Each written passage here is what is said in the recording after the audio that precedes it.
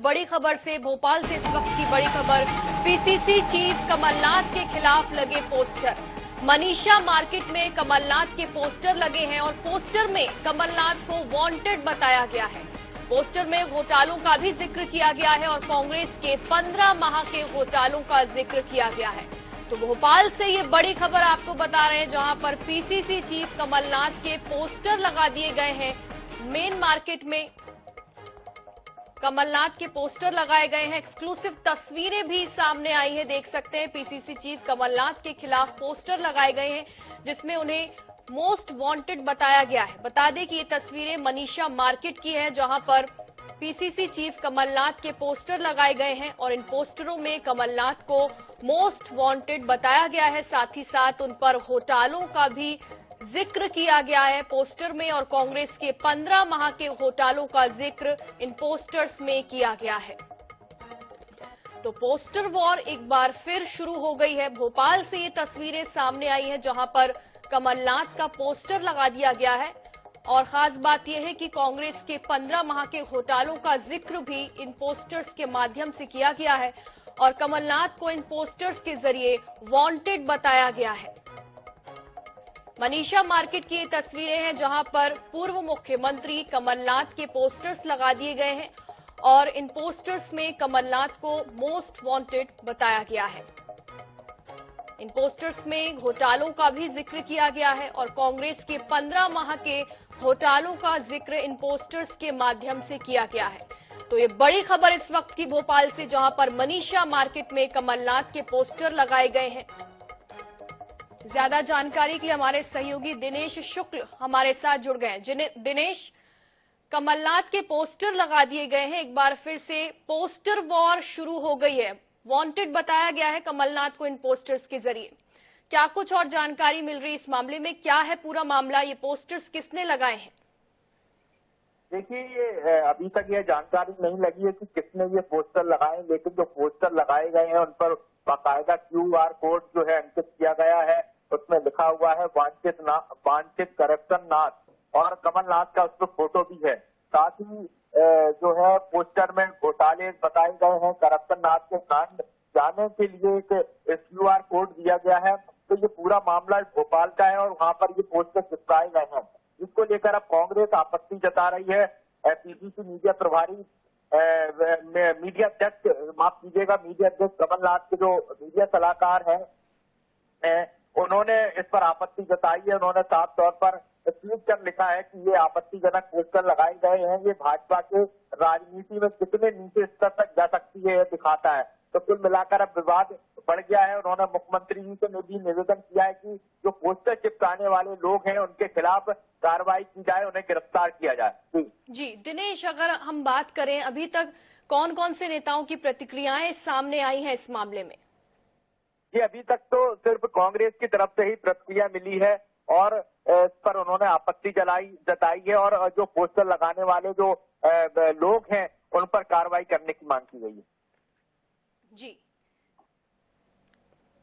जी आप दिनेश हमारे साथ बने रहिएगा। हमारे साथ कांग्रेस प्रवक्ता संगीता शर्मा जुड़ गई। संगीता जी, पीसीसी चीफ कमलनाथ के पोस्टर्स लगाए गए हैं मनीषा मार्केट में और उन्हें वांटेड बताया गया है इन पोस्टर्स के जरिए।